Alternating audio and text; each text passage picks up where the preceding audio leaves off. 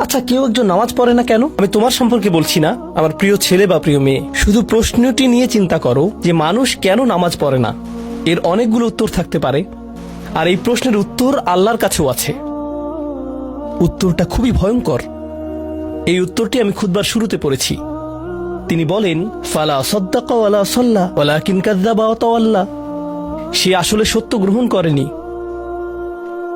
এবং সে নামাজও পড়েনি। তিনি কাফের সম্পর্কে বলছিলেন। তিনি দুইটা জিনিস বলেছেন, এই লোকটি সত্য গ্রহণ করেনি এবং নামাজও পড়েনি। কথাটা ভাবনার উদ্রেক করে।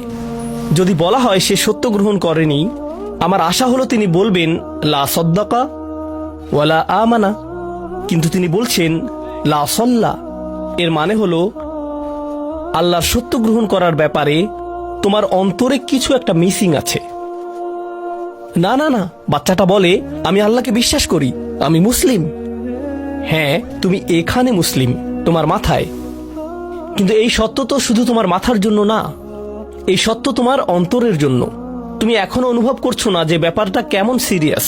তুমি এখনো উপলব্ধি করছো না যে এটা কি। মাঝে মাঝে কোনো বিষয় তুমি জানো হয়তো, কিন্তু এই নিয়ে চিন্তা করা থেকে পালিয়ে বেড়াও। এটা সত্য, তুমি জানো বিষয়টা কিন্তু চিন্তা করতে চাও না। আর তাই এটা যেহেতু মিসিং, ঠিক এই কারণে আমি সহজেই নামাজের কথা ভুলে যাই কখনো কখনো, এবং তুমিও ভুলে যাও কখনো কখনো। এমনটা ঘটে কারণ আমাদের অন্তর কিছুটা বিভ্রান্ত হয়ে পড়ে।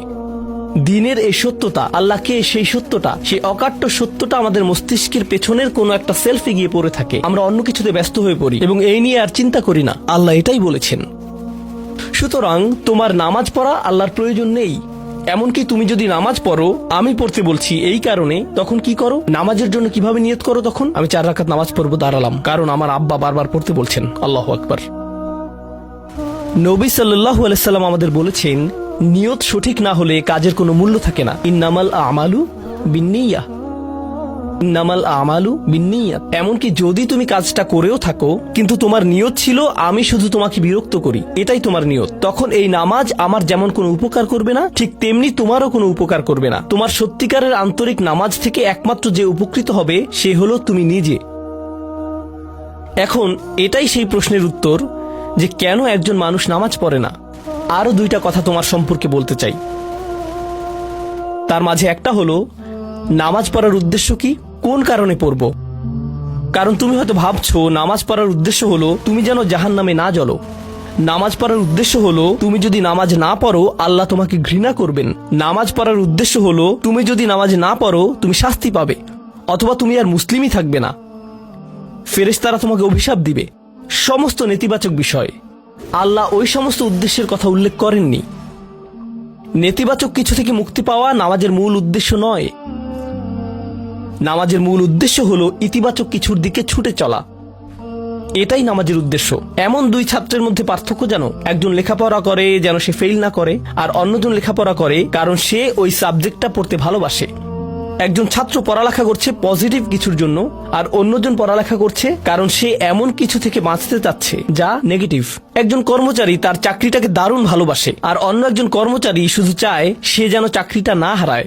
তারা একই চাকরি করছে, একেবারে অভিন্ন চাকরি, কিন্তু একজন চাকরিটা করতে পেরে কি যে খুশি, কত যে আনন্দ তার, আর অন্যজন খুবই হতাশ, সবসময় মনমরা ভাব। কেন? কারণ তাদের একজন এটা করছে ক্ষতিকর কিছু থেকে মুক্তি পাওয়ার জন্য, আর অপরজন এটা করছে উপকারী কিছুর দিকে ছুটে চলার জন্য। আল্লাহ কোরআনে যখন আমাকে নামাজ সম্পর্কে বলেছেন যে কেন আমাদের নামাজ পড়া দরকার, তিনি মুসা আলাইহিস সালামকে এই উত্তরটা বলে দিয়েছেন। যখন তিনি তার সাথে সাক্ষাৎ করেছিলেন তিনি বলেছেন, আকিমিস সলাতা লিযিকরি, আর আমাকে স্মরণ করার উদ্দেশ্যে নামাজ কায়েম করো। তোমার নামাজ ঠিক রাখো যেন তুমি তোমার রবকে স্মরণ করতে পারো।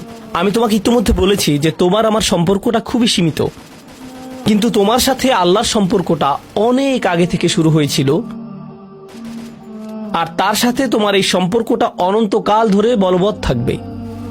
তাই সেই সম্পর্কটির কথা স্মরণে আনা আবশ্যক, কারণ ভালো যত কিছু তোমার কাছে আসে তা আসে ওই সম্পর্কটা থেকেই। সামান্য কিছু ভালো জিনিস তোমার বাবার কাছ থেকে আসে, কিছু কিছু ভালো জিনিস, কিন্তু সকল ভালো জিনিস যা তোমার কাছে আসে তা আসে একমাত্র ওই সম্পর্কটির কারণে। যদি তুমি চাও সকল উপকারী জিনিস তোমার জীবনে অবস্থান করুক, তখন তোমাকে অবশ্যই তার কথা স্মরণ করতে হবে যার নিকট থেকে সকল কল্যাণের আগমন ঘটে, যার নিকট থেকে সকল নিয়ামতের আগমন ঘটে, সকল রিজিকের আগমন ঘটে, সকল হেদায়েতের আগমন ঘটে। আর তাই আল্লাহ বলছেন, সর্বোত্তম যে উপায়ে তুমি এটা করবে তা হলো নামাজের মাধ্যমে তুমি আমাকে স্মরণ করবে।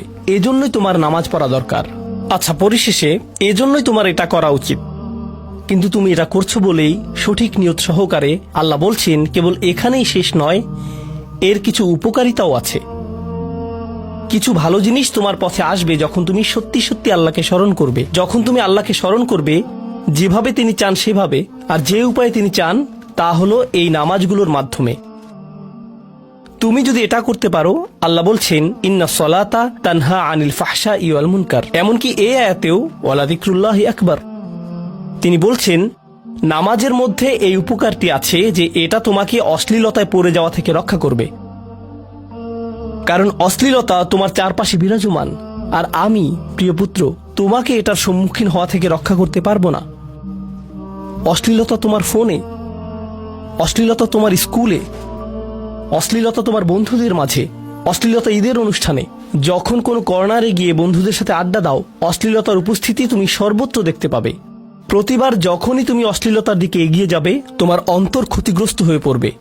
আর আল্লাহ বলছেন যদি তুমি এই নামাজগুলো আদায়ে যত্নবান হও, এগুলো তোমাকে অশ্লীলতার করাল গ্রাস থেকে রক্ষা করবে। একবার যদি তুমি অশ্লীলতায় ডুবে যাও, তখন তুমি হয়ে পড়বে যেমন তুমি যদি দূষিত বাতাসে নিঃশ্বাস নাও, প্রথম প্রথম তোমার কাশি আসবে, কিন্তু যদি এতে বেশিক্ষণ অবস্থান করো, একসময় এতে তুমি অভ্যস্ত হয়ে পড়বে। অশ্লীলতাও ঠিক এরকম, এতে আকণ্ঠ নিমজ্জিত থাকলে একসময় এটাকে আর বড় অপরাধ বলে মনে হবে না, নিজেকে এর থেকে রক্ষা করার কোনো গরজ অনুভব করবে না আর, কারণ তোমার প্রতিরোধ ব্যবস্থা দূষিত হয়ে গেছে। এরপর তুমি এমনকি আরো বিষাক্ত আচরণের জন্য প্রস্তুত হয়ে যাবে, এমনকি আরো জঘন্য বিষয় ওয়াল মুনকার, এমনকি আরো ঘৃণ্য কাজও তোমার দ্বারা সম্পন্ন হয়ে যেতে পারে। অধপতনের অতল গহ্বরে হারিয়ে যাওয়া থেকে এই নামাজগুলো তোমাকে রক্ষা করবে। এই জন্যই তোমার নামাজ পড়া দরকার, এই সমস্ত কারণেই তোমার নামাজ পড়া প্রয়োজন। আমি বলেছি এই জন্য না, এই সমগ্র ভ্রমণের শেষে সিদ্ধান্তটা সম্পূর্ণরূপে তোমার। কারণ আল্লাহ হয়তো আগামীকালই আমাকে নিয়ে যেতে পারেন, আল্লাহ হয়তো আমাকে 1 বছরের মধ্যেই নিয়ে যেতে পারেন। তোমার এবং আমার মাঝে যে এই সম্পর্কটা বর্তমানে আছে, এমনকি যদি আমরা 100 বছরও বাঁচি, আমরা এর চেয়ে বেশি বাঁচতে পারবো না। একটা সময় আছে যখন এর সমাপ্তি ঘটবে, কিন্তু ওই সম্পর্কটি, তুমি যদি সত্যিই ওই সম্পর্কটি সম্মান করতে চাও, নামাজ পড়ো। তোমার প্রতি এটাই আমার উপদেশ। এখন আমি পিতামাতার উদ্দেশ্যে কথা বলবো। এটা হবে ছোট্ট একটা রিমাইন্ডার আমার জন্য এবং আমাদের সবার জন্য, আমাদের পিতামাতাদের জন্য। সন্তানাদি আল্লাহ প্রদত্ত একটা নিয়ামত, তাদেরকে এই জন্য দেওয়া হয়নি যেন আমরা তাদের নিয়ন্ত্রণ করতে পারি। যত বেশি আমরা তাদেরকে নিয়ন্ত্রণ করতে চাইব, তত বেশি হতাশ হব সকল অবস্থাতেই। আমি দেখেছি এমনটা, বিশেষ করে যে পরিবারগুলো তাদের সন্তানদের দিনের সুরক্ষা করতে চায়, তারা যত বেশি সন্তানদের উপর জোর করে দিন চাপিয়ে দিতে চায়, তত বেশি ওই ছেলেমেয়েগুলো অদ্ভুত সব উপায়ে বিদ্রোহ প্রকাশ করে।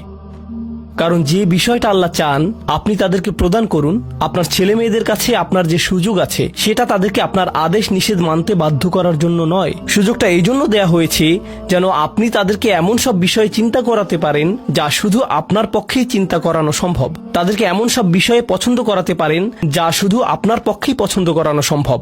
আপনার বাচ্চাটা বাস্কেটবল পছন্দ করে কারণ সে আপনাকে বাস্কেটবল খেলতে দেখেছে, সে প্লে স্টেশন পছন্দ করে কারণ সে তার বাবাকে প্লে স্টেশনে খেলতে দেখেছে। এভাবে আপনি বাচ্চাটার অন্তরে কোনো কিছুর জন্য ভালোবাসা তৈরি করে দিতে পারেন, কারণ আপনি যেরকম, আপনার পক্ষে এটা করা সম্ভব। আর যখন বাচ্চাদেরকে বলতে থাকেন তোমার হোমওয়ার্ক করো, তোমার হোমওয়ার্ক করো, আপনার সন্তানের বয়স যখন 40 হবে, সে তখন বলবে না আমি হোমওয়ার্ক ভালোবাসি, কিন্তু 40 বছর বয়সেও সে বলবে আমি বাস্কেটবল ভালোবাসি, আমার বাবা সবসময় বাস্কেটবল খেলতেন। আপনি যা ভালোবাসেন তা ট্রান্সফার হয়ে তার কাছে চলে যায়, আর যা করতে বলেন তা প্রত্যাখ্যাত হয়ে যায়। এমনটি আপনার ক্ষেত্রেও ঘটেছিল। আপনার ছেলে মেয়েদের কথা ভুলে যান, আপনার নিজের বাস্তবতাও এটাই।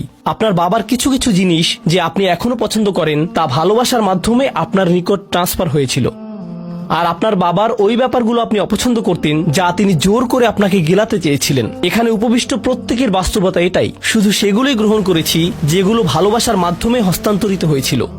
ঠিক এই ইশারাটাই আমাদের পিতামাতাদেরকে দেয়া হয়েছে সূরাতুল ইসরার এই আয়াতে। রব্বির হামহুমা কামা রব্বায়ানি সগীরা। রব্বায়ানি মানে যখন তারবিয়া ব্যবহার করা হয় একটি চারা গাছ বড় করার জন্য, আপনাকে চারা গাছটির যত্ন নিতে হবে, এর সযত্নে প্রতিপালন করতে হবে। গাছটির প্রতি চিৎকার চেঁচামেচি করলে তো হবে না, তাড়াতাড়ি বড় হও, তাড়াতাড়ি লম্বা হও। আপনার একে সময় প্রদান করতে হবে। অনেক সময় পোকামাকড় এসে এর পাতাগুলো খেয়ে ফেলতে চাইবে, আপনাকে তখন পোকামাকড় সরিয়ে দিতে হবে। কখনো কখনো একটু কঠোর আচরণ করতে হবে, শুধু অতটুকুই যেন পোকামাকড়গুলো দূর হয়ে যায়। এরপর আবারও এতে পানি দিতে হবে। আমাদের বাচ্চাদের সাথে আমাদের উদাহরণটা ঠিক এমনই। ঠিক এ কারণেই আমরা আমাদের মাতা পিতার জন্য এই দোয়াটা করি। আমি দোয়া করছি আল্লাহ যেন আমাদের সন্তানদেরকে হেদায়েত দান করেন, যা শুধু তার পক্ষেই দেয়া সম্ভব। দোয়া করছি আল্লাহ তাদের অন্তরে ইস্তিকামা প্রদান করুন, যেন তারা তাদের জীবনের সঠিক সিদ্ধান্ত নিতে পারে। আরো দোয়া করছি আল্লাহ তাদেরকে ইব্রাহিম আলাইহিস সালামের দোয়ার মতো করুন, যা তিনি আমাদের সবার জন্য করেছিলেন। রব্বি জাআলনি মুকিমাস সলাতি ওয়া মিন যুররিয়াতি। হে আমার রব, আমাকে সালাত কায়েমকারী বানান এবং আমার বংশধরদের মধ্য থেকেও। আল্লাহ তাআলা এখানে উপস্থিত পিতামাতাদেরকে, আমাকে সহ সবাইকে এমন দৃষ্টান্তে পরিণত করুন যে আল্লাহকে ভালোবাসে এবং যে নামাজকে ভালোবাসে, যেন আমাদের ছেলেমেয়েরা নামাজের প্রেমে পড়ে যায় আমরা যেভাবে নামাজকে ভালোবাসি তা দেখে। বারাকাল্লাহু লি ওয়া লাকুম ফিল কুরআনিল হাকিম ওয়া নাফা'নি ওয়া ইয়্যাকুম বিল আয়াতি ওয়াজ যিকরিল হাকিম।